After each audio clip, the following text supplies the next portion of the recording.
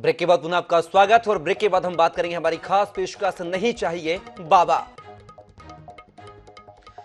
जी हां, केंद्रीय राज्य मंत्री रेणुका सिंह ने मंत्री टीएस सिंहदेव पर बड़ा बयान दिया है। रेणुका सिंह ने कहा है कि स्वास्थ्य मंत्री टीएस सिंहदेव कमजोर हो गए हैं। सीएम नहीं बनाए जाने से टीएस सिंहदेव असंतुष्ट और दुखी हैं।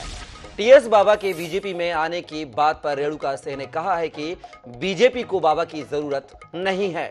बीजेपी में प्रधानमंत्री तो छोड़ो, बूथ स्तर का छोटा कार्यकर्ता भी टीएस सिंहदेव को नहीं बुलाएगा। रेणुका सिंह ने दावा किया है कि इस बार बीजेपी की जीत सुनिश्चित है। और चलिए सुन लेते हैं कि रेणुका सिंह ने क्या कुछ कहा है। ऐसे मामले आ रहे हैं जिसमें मैं कुछ आदिवासी लड़कियों की भी बात कहूंगी कि आदिवासी लड़कियों को बहला फुसलाकर जैसे लोग शादी कर लेते हैं, उनके नाम पे जमीन खरीदते हैं और उन्हें नौकरी दिलाने का काम करते हैं, उन्हें चुनाव लड़ाते हैं। इसे तो लव जिहाद ही कहना चाहिए। और कुछ ऐसी शादियां भी होती हैं जब लड़कियां मनपसंद शादी करती हैं, जो अपने संविधान ने जो उनको अधिकार दिया है उसका उपयोग करती हैं। तो जहां जहां पर जैसी स्थिति रहती है वैसे भारतीय जनता पार्टी का वक्तव्य रहता है। लेकिन भूपेश बघेल जी को मैं समझती हूँ कि इस प्रकार की टिप्पणी नहीं करनी चाहिए। और इस खबर पर हमारे साथ संवाददाता संदीप करिहार लाइव हमारे साथ जुड़े हुए हैं। संदीप, अगर बात की जाए तो रेणुका के बयान को कैसे देखा जाए? क्या टीएस सिंहदेव पर मरहम लगाने का काम कर रही है रेणुका, जिस तरह के बयान दे रही हैं?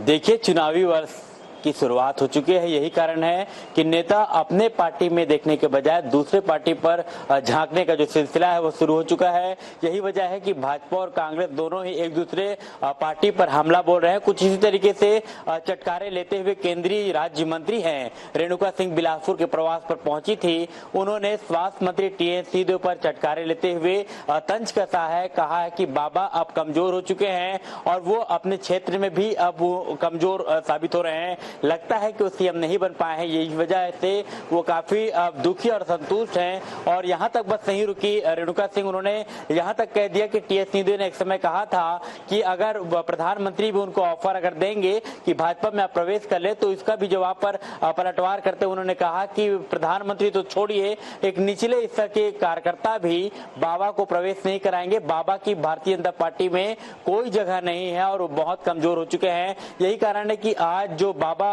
को लेकर के जो पार्टी में तंज कसा गया। और ये नेता बहुत अच्छी तरीके से ये जानते हैं कि चुनावी दौर चल रहा है, कि शुरुआत का चुनाव का समय आ चुका है और किस तरीके से नए टॉपिक पर बने रहना चाहिए। और यही कारण है कि रेणुका सिंह ने भी उसी टॉपिक को लिया और टीएस सिंहदेव के प्रकरण को उठा करके उन्हें कमजोर होने का भी बात कह दिया। और इन दिनों जिस तरीके से गॉसिप के तौर पर भी मुख्यमंत्री भूपेश बघेल और टीएस सिंहदेव से जुड़े बयान को लोग देखना ज्यादा पसंद करते हैं। यही कारण है कि रेणुका सिंह ने भी आज जमकर हमला टीएस सिंहदेव के कमजोर होने को लेकर के कहा है।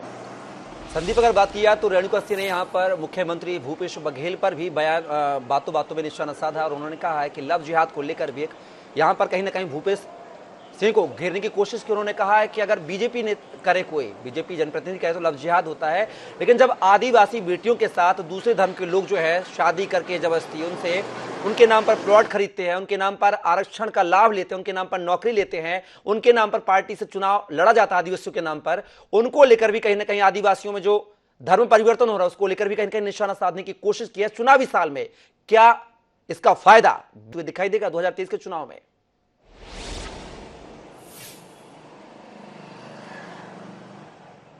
देखिए, बिलासपुर प्रवास पर जब मुख्यमंत्री भूपेश बघेल पहुंचे थे तो इन मामलों को लेकर के उन्होंने भी एक बयान जारी किया था, जिस पर जवाब देते हुए रेणुका सिंह ने भी कहा कि लव जिहाद तो इससे भी जोड़कर देखा जाए कि प्रदेश की आदिवासी लड़कियों के साथ में शादी का झांसा देकर के नौकरी लगाने के नाम पर, उन्हें चुनाव लड़ाने के नाम पर उसको धोखा देकर के उनके साथ शादी की जाती है और उसके बाद में ये भी एक लव जिहाद का हिस्सा है। और जिस तरीके से सीएम का बयान जो निकल के सामने आया था उस पर भी उन्होंने कहा कि ऐसे बयान उन्हें नहीं जारी करना चाहिए। निश्चित तौर पे सीएम भूपेश बघेल को लेकर के और टीएस सिंहदेव के संदर्भ के प्रकरण को उठा करके आज रेणुका सिंह ने एक बयान जारी किया है, जिसके कारण पर अब ये जो चर्चा में किस तरीके से बने रहना है और कैसे इस टॉपिक पर राजनीति के। चलिए संदीप हमारे साथ बने रहेगा। और इसी कड़ी में हमारे साथ कांग्रेस के जो प्रवक्ता है धनंजय हमारे साथ जुड़े हुए हैं। धनंजय, अगर बात की जाए रेणुका चौधरी के बयान को लेकर जो बिलासपुर प्रवास पर उन्होंने दिया है, टीएस सिंहदेव पर बड़ा निशाना तंज कसा। उन्होंने कहा है कि अब बाबा को कोई नहीं पूछ रहा है, बाबा सीएम बनने के लायक नहीं है, कमजोर हो चुके हैं। और साथ ही उन्होंने कहा है कि विधानसभा क्षेत्र की जनता से धोखा किया है, सीएम का फेस कहकर चुनाव लड़ाया गया और जीत दर्ज की, लेकिन सीएम नहीं बनाया गया। क्या कहेंगे रेणुका चौधरी के बयान को लेकर? देखिए, मुझे ऐसा लगता है कि रेणुका चौधरी जी को अपनी उपलब्धि बताना चाहिए कि उनके केंद्र सरकार में मंत्री बनने के बाद प्रदेश की जनता को क्या लाभ हुआ है। जिस वो समाज से आती है, जिस वर्ग से आती है, उसके लिए रेणुका चौधरी जी और उस विभाग के मंत्री भी हैं, तो उन्होंने उस विभाग के लिए क्या काम किया ये बताना चाहिए। क्योंकि रेणुका चौधरी जी के पास खुद बताने के लिए कुछ भी नहीं है। जिस प्रकार से नरेंद्र मोदी जी की सरकार के गलत नीतियों की वजह से देश आज महंगाई से पीड़ित है, बेरोजगारी से पीड़ित है, देश की संपत्तियों को बेची जा रही है, देश में जहां 100 लाख करोड़ का कर्जा बढ़ चुका है, देश में देखेंगे 1.5 लाख महिलाओं के यहाँ से काम छीना जा चुका है, चारों तरफ जो त्राहिमाम है, भाजपा के कर्नाटक में जो लोग भाजपा छोड़ के भाग रहे हैं, मुझे लगता है कि रेणुका सिंह जी को अपनी उपलब्धि बताना चाहिए। और कांग्रेस के नेता हैं, टीएस सिंहदेव जी वरिष्ठ नेता हैं और जिम्मेदार नेता हैं, अपने जिम्मेदारियों का निर्वहन कर रहे हैं। लेकिन धनंजय जी, ये माना जाए जिस तरह से टीएस सिंहदेव का बयान अभी कुछ समय पहले आया था कि कौन मुख्यमंत्री नहीं बनना चाहता, वह बनना चाहते हैं, जिसको लेकर वह आला कमान से मुलाकात करने भी गए थे, कयास ये भी लगाए गए हैं कि मुख्यमंत्री को लेकर, लेकिन बाद में आते हैं और बयान देते हैं कि नहीं, 2023 का जो चुनाव है वह भूपेश बघेल के चेहरे पर ही लड़ा जाएगा।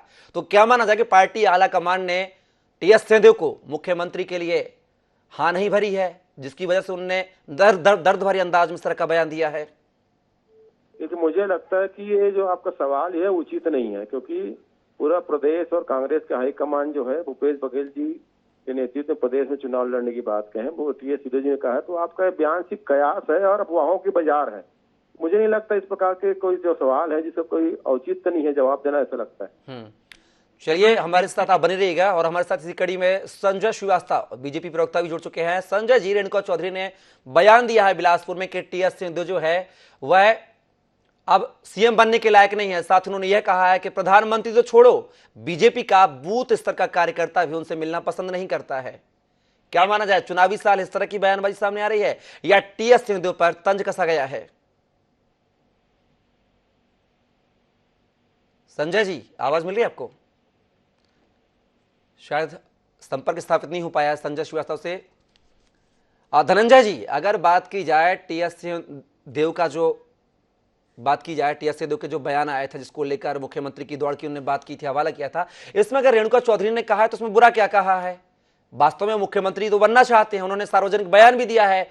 फिर आखिर कांग्रेस की ऐसी क्या वजह है जो उनके नाम पर, उनके चेहरे पर 2023 का चुनाव नहीं लड़ना चाह रही है? मुझे ऐसा लगता है कि रेणुका चौधरी जी को नरेंद्र मोदी जी के हटाकर प्रधानमंत्री बनाने चाहिए। छत्तीसगढ़ का भी नाम रोशन होगा, महिलाओं को भी अधिकार मिलेगा, और वैसे भी नरेंद्र मोदी जी का नेतृत्व तो असफल साबित हो चुका है। जहां देखेंगे उनके नेतृत्व में देश की संपत्तियां बिगड़ी है, 9 साल में 100 लाख करोड़ का कर्जा इस देश के ऊपर चढ़ चुका है, आर्थिक स्थिति देश की खराब है, किसानों के खिलाफ उन्होंने जो 3 काले कृषि कानून लाए थे, युवा का रोजगार मांगता, भाजपा में टुकड़े टुकड़े गैंग बोलते हैं उसको, चारों तरफ जो हाहाकार मचा हुआ है, तो नरेंद्र मोदी का नेतृत्व असफल हो चुका है। तो भारतीय जनता पार्टी को निर्णय करना चाहिए। रेणुका जी एक महिला भी है, आदिवासी वर्ग से भी आती है, एक अच्छे प्रधानमंत्री साबित हो सकते हैं, उनको करना चाहिए।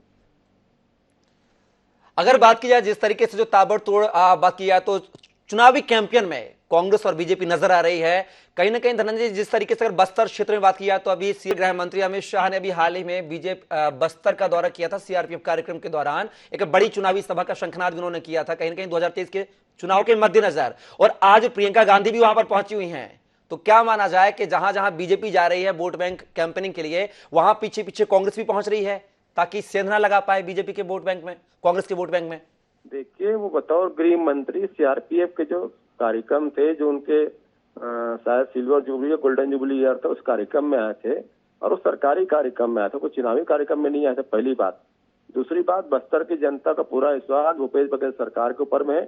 15 साल जब छत्तीसगढ़ में भारतीय जनता पार्टी की सरकार थी, उस दौरान तो बस्तर की जनता ने भाजपा पर भरोसा नहीं किया है। अब तो हमारी सरकार ने काम किया है, तो हमें किसी प्रकार का डर नहीं है। और डर तो दिख रहा है, नरेंद्र मोदी जी के सरकार की गलत नीति चलते कर्नाटक में भगदड़ मचा हुआ है। चलिए धनंजय जी और संदीप करिहार जी, आपका भी बहुत बहुत शुक्रिया तमाम जानकारी साझा करने के लिए। तो बता दें आपको कि लगातार जो है बयानबाजी को लेकर चुनावी जो सियासी पारा है वह राज्य में चढ़ा हुआ है, जिसको लेकर बयानबाजियों का दौर भी एक के बाद एक जारी है।